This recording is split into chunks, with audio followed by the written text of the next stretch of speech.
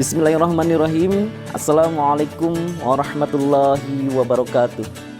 Saya Tatang Tajmuddin, mahasiswa PPG dalam jabatan Kementerian Agama Republik Indonesia tahun 2023. Saya dari LPTK Universitas Islam Negeri Sultan Haji Muhammad Idris Samarinda. Pada kesempatan hari ini saya ingin mempresentasikan video pembelajaran dari PPL 1 modul Ajar 2, dan bersama ini saya ingin menghaturkan terima kasih yang sebesar-besarnya kepada dosen pembimbing yaitu Ibu Hajah Wahdatun Nisa dan dosen pamong yaitu Ibu Hajah Laila yang telah memberikan arahan bimbingannya kepada saya sehingga bisa melaksanakan kegiatan PPL ini dengan baik dan lancar. Terima kasih. Sekian, Assalamualaikum warahmatullahi wabarakatuh. Kiamat. Salaman. Assalamualaikum warahmatullahi wabarakatuh. Waalaikumsalam warahmatullahi wabarakatuh. Jurusan. Bismillahirrahmanirrahim. Assalamualaikum warahmatullahi wabarakatuh. Alhamdulillahirrabbilalamin. Alhamdulillah wa syukurillah. Pada kesempatan pagi hari ini Bapak bisa kembali bertatap muka dengan keluarga besar kelas 10-2. Bapak merasa bangga, merasa bahagia bisa kembali bertatap muka. Insya Allah pada kesempatan hari ini kita akan melanjutkan pembelajaran kita di mata pelajaran sejarah kebudayaan Islam. Sebelumnya, untuk memulai pembelajaran hari ini kita berdoa terlebih dahulu. Silakan berdoa dipimpin oleh Agus. Sebelum kita belajar, marilah kita berdoa. Berdoa mulai. Berdoa selesai. Apa kabar anak-anak? Alhamdulillah, semangat. Seberapa semangat? Siap, semangat. Seberapa semangat? 100% semangat. Tepuk tangan untuk Anda semuanya. Spirit sukses.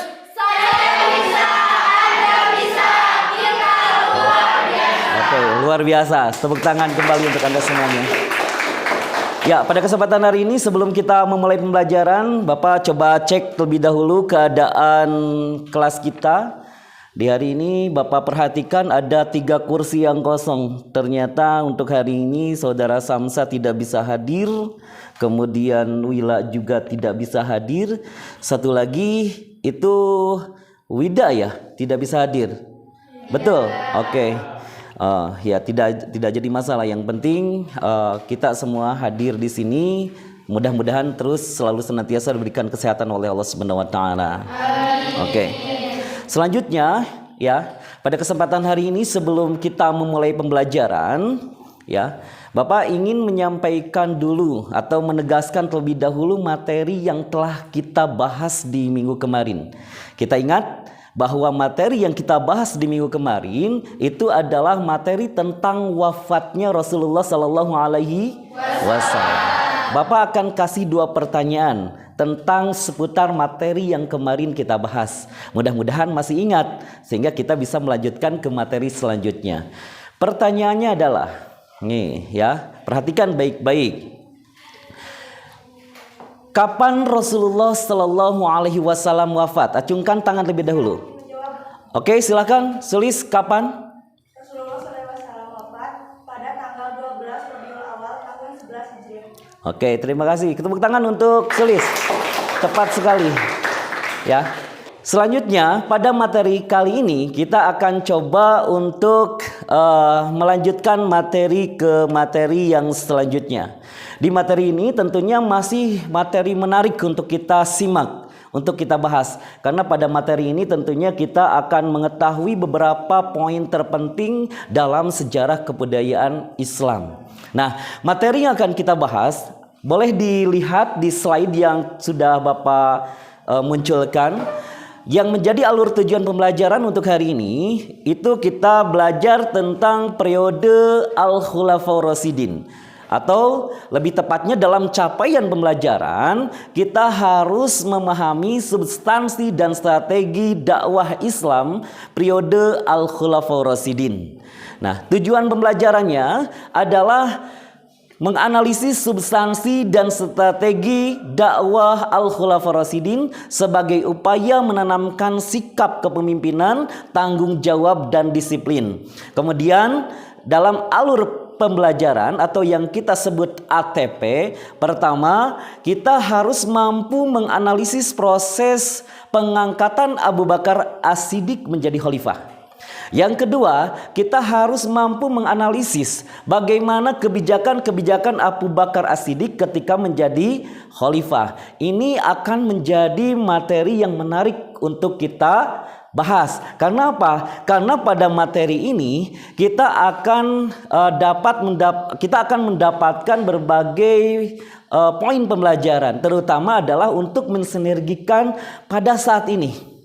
Di mana pada saat ini pemimpin yang lahir, pemimpin yang ada itu terkadang di luar konteks syariah atau di luar konteks ajaran agama Islam. Sehingga mungkin saja sekarang banyak pemimpin-pemimpin yang lahir dengan banyaknya kecurangan.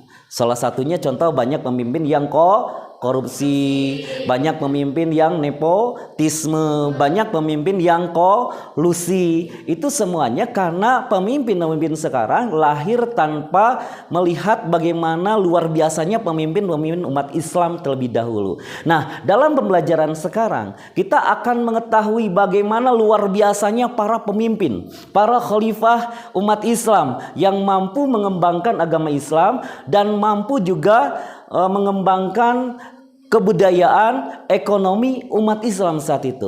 Maka di sini ini materi menarik. Nah, dalam materi ini ya, di kegiatan inti kita akan menggunakan metode PBL atau Problem Based Learning. Ya, dalam metode PBL ini yang seperti kemarin kita laksanakan, kita akan coba terapkan kembali. Kemudian kita akan agak sedikit kolaborasikan atau terintegrasikan dengan metode mind mapping.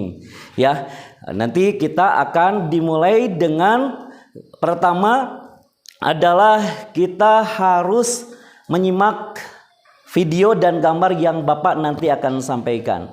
Kedua, ya, nanti Anda semuanya harus mencari kira-kira apa yang menjadi pertanyaan dalam bentuk video tersebut. Kemudian kita akan melaksanakan berdiskusi dan membuat proyek untuk kita nanti pada akhirnya kita presentasikan secara kelompok. Paham sampai di sini? Paham? Paham? Oke, ya. Kalau sudah paham, kita akan mulai dengan Anda semuanya harus bisa memperhatikan, menyimak, menonton video dengan baik, ya. Karena nanti Anda harus mendapatkan beberapa hal yang penting dalam video tersebut. Oke, kita videonya silahkan simak baik-baik.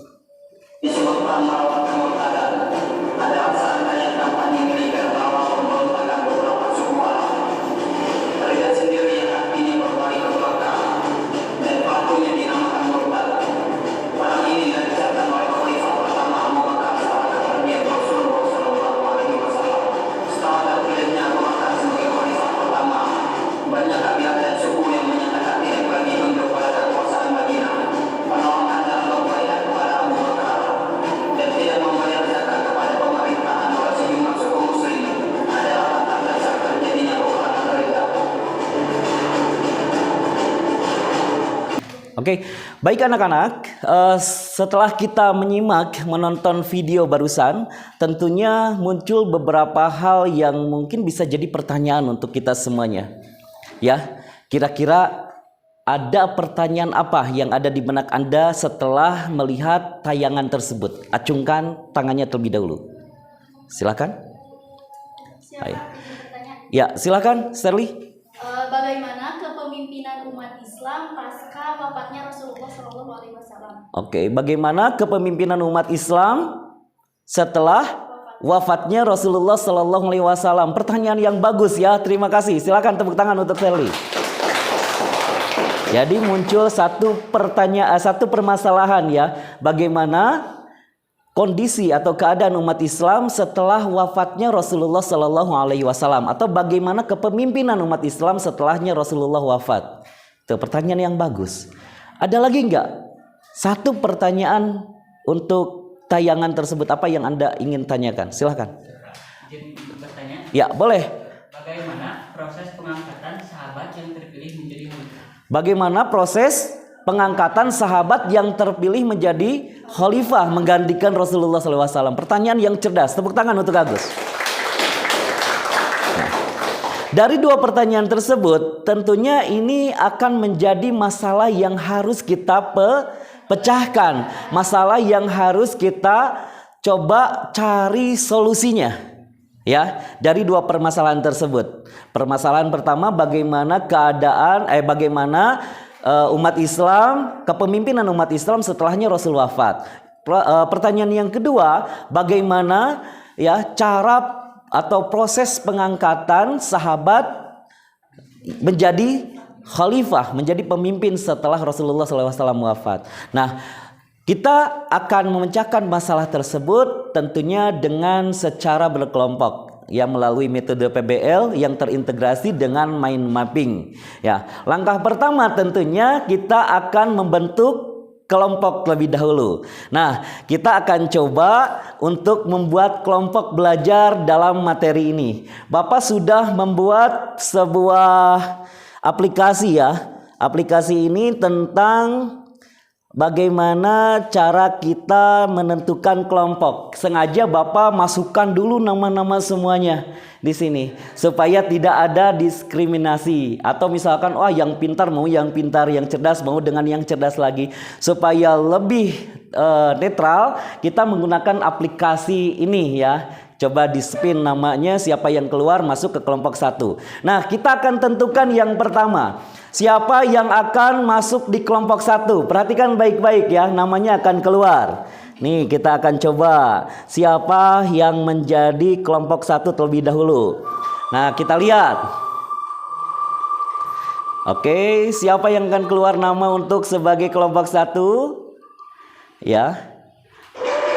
Wilastri Septiani, tepuk tangan ya. Itu ada di kelompok 1. Oke.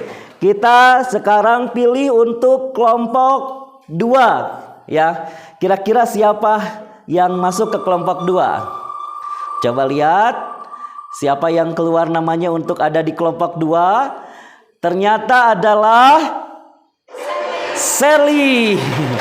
Sally ada di kelompok 2. Oke. Semua sudah terkelompok, silakan sekarang duduknya secara berkelompok. Buat seperti yang tadi kita buat, 3 kelompok. Silakan.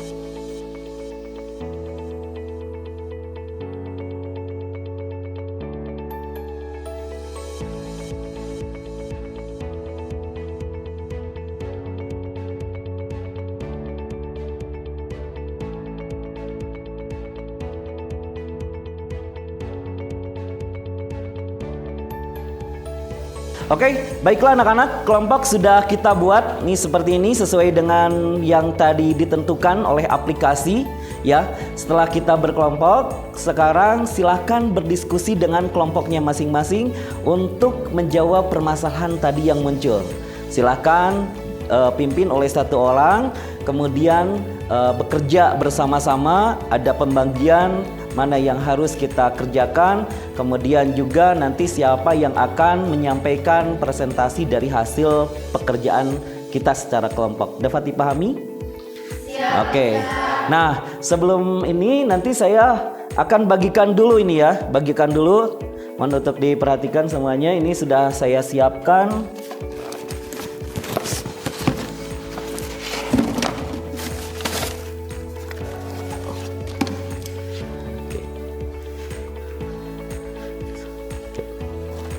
Nah, saya sudah siapkan kertas. Silakan nanti buat peta konsep ya, sesuai dari hasil penemuan informasi-informasi dari jawaban atau dari pertanyaan, dari permasalahan yang tadi disampaikan. Paham? Paham? Oke, silakan, selamat bekerja, selamat bertugas. Ya, pastikan semuanya sama-sama bekerja. Oke. Untuk tugas hari ini kita bakalan bagi tugas dulu. Nanti Cindy sama Wulan bagian nomor 1, Juli sama Ramdhani yang nomor 2. Oke. Dan sekarang kita cari jawaban. Ya, yang setelah angka yang sudah Oke.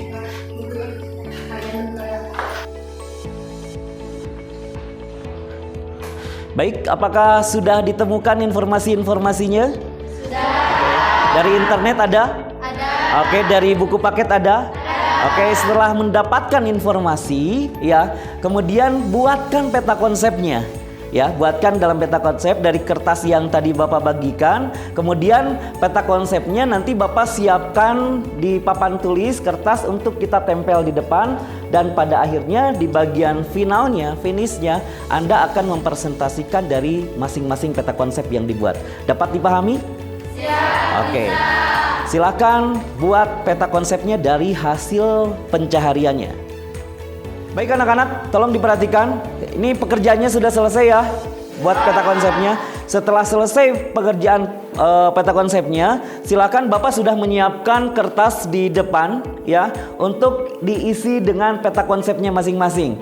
Kelompok 1 silakan di warna hijau. Ya, kelompok 2 ada di warna biru dan kelompok 3 ada di warna merah. Silakan isi dengan peta konsep yang telah dibuat oleh kelompoknya masing-masing. Silakan. Satu orang atau dibantu oleh satu orang lagi, silakan. Jadi 2 orang ke depan, disesuaikan dengan kelompoknya masing-masing. Silakan kelompok 1 maju ke depan. Boleh ditemani oleh teman dari anggota kelompoknya. Kelompok 2 juga silakan. Silakan buat ya peta konsepnya.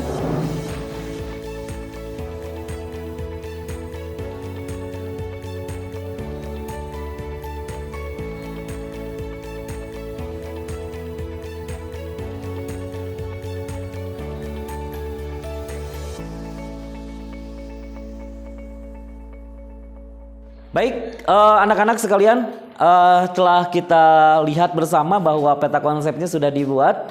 Ini luar biasa, bisa tepuk tangan untuk Anda semuanya. Oke, peta konsepnya sudah dibuat. Kita tinggal coba untuk presentasi ya. Presentasi dari hasil kerjanya itu seperti apa. Silakan sekarang untuk masing-masing kelompok 1 orang ke depan, kemudian mempresentasikan dari hasil pekerjaan kelompoknya masing-masing. Silakan dimulai dari kelompok 1. Siapa? Oke, silakan Sally untuk ke depan. Assalamualaikum warahmatullahi wabarakatuh. Waalaikumsalam warahmatullahi wabarakatuh.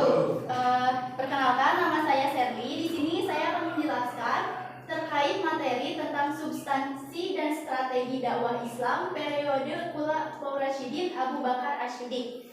Di dalam materi ini kita mempelajari tentang keadaan umat Islam setelah Rasulullah SAW wafat. Lalu yang kedua ada proses pengangkatan Abu Bakar Asy-Syiddiq menjadi khalifah. Yang ketiga ada biografi Abu Bakar Asy-Syiddiq, dan yang terakhir kebijakan Abu Bakar Asy-Syiddiq ketika menjadi khalifah. Untuk itu saya akan membahas terkait tentang keadaan umat Islam setelah Rasulullah SAW wafat terlebih dahulu. Nah, jadi di keadaan umat Islam setelah Rasulullah SAW wafat itu, mereka itu umat Islam berada dalam kesedihan yang mendalam. Lalu mereka juga berada dalam suasana mencekam karena banyak masalah yang terjadi gitu. Lalu umat Islam berada di situasi sulit yang akan siapa yang akan memimpin kepemimpinan umat Islam selanjutnya gitu. Terima kasih, tepuk tangan untuk. Oke, luar biasa. Baiklah anak-anak sekalian, tadi sudah kita mendengar setiap kelompok telah mempresentasikan hasil dari kerjanya masing-masing kelompok. Nah, untuk selanjutnya Bapak ingin mencoba lebih menjelaskan atau menguatkan materi yang kita bahas hari ini. Jadi pasca Rasulullah SAW wafat, ya, keadaan umat Islam tentunya berada dalam situasi yang tidak menentu. Pertama, merasa sedih yang sangat mendalam karena ditinggal wafat oleh Rasulullah SAW. Yang kedua, merasa bingung nanti siapa yang akan memimpin umat Islam selanjutnya. Kemudian setelah itu baru terjadi sebuah musyawarah. Musyawarah yang dilakukan tempatnya adalah di Sakifah Bani Sa'idah yang digagas oleh sahabat Ansor. Di sana kemudian disepakatilah, ya, secara demokrasi aklamasi bahwa yang akan memimpin umat Islam setelahnya Rasulullah wafat adalah Abu Bakar As-Siddiq. Kemudian selanjutnya, setelah Abu Bakar As-Siddiq menjadi khalifah, ada beberapa kebijakan yang dilakukannya. Pertama, kebijakan yang dilakukan itu adalah menumpas orang-orang yang murtad dan orang yang mengakui Nabi. Karena setelahnya Rasulullah wafat, banyak orang yang kembali ke asal. Ada pemikiran nabinya sudah tidak ada, berarti agamanya pun wafat, tidak ada. Tetapi tidak seperti itu umat Islam, ya. Sehingga banyak orang yang murtad. Nah, Abu Bakar As-Siddiq ketika menjadi khalifah, satu kebijakan yang istimewanya itu adalah yang pertama menumpas orang-orang yang murtad, yang kedua adalah menumpas nabi palsu. Seperti yang kita ketahui, ada Musailamah Al-Kazab, sosok orang yang mengaku Nabi setelah Rasulullah SAW wafat. Nah, demikian, ya, materi yang bisa kita bahas pada kesempatan pertemuan hari ini. Mudah-mudahan semua yang kita sampaikan, yang semua kita pelajari mendapatkan manfaat untuk kita semuanya. Nah, sebelum Bapak mengakhiri pembelajaran hari ini, tentunya Bapak akan coba bertanya kepada Anda semuanya, ya, berkaitan dari apa materi yang telah kita bahas hari ini. Kita akan melakukan penilaian secara asesmen langsung, ya, penilaiannya atau asesmennya secara lisan. Bapak akan mengajukan 5 pertanyaan yang harus dijawab oleh Anda semuanya yang bisa. Pertanyaan pertama, ya, tolong acungkan tangannya. Pertanyaan pertama adalah, di manakah tempatnya di baiatnya Abu Bakar As-Siddiq menjadi khalifah? Acungkan tangannya. Ya, silakan. Abu Bakar As-Siddiq di baiat di Sakifah Bani Sa'idah. Oke, terima kasih. Tepuk tangan. Cerdas, luar biasa. Nah, setelah itu, jenuh nggak belajar hari ini? Tentunya ya, dari tadi kita belajar pasti ada titik jenuhnya. Kita coba untuk game terlebih dahulu.